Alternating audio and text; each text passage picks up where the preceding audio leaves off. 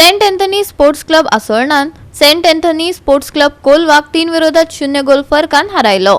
नावेलच्या rosary खेळा मळार ही football सर्त रंगली।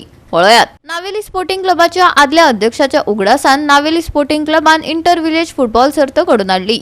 7व्या मिनिटाक आसोळणेच्या फ्रेझरान सुरवेक गोल मारलो। अर्धात आघाडी तिगून उरली। कोलवा पंगडान गोल मारपाचे यत्न केले खरे, पण तांकां जमले ना। सेंट एंथनी स्पोर्ट्स क्लब असोळणा पंगडान 3-0 गोल फरकान जैत मेळोवन शेक गाजयलो।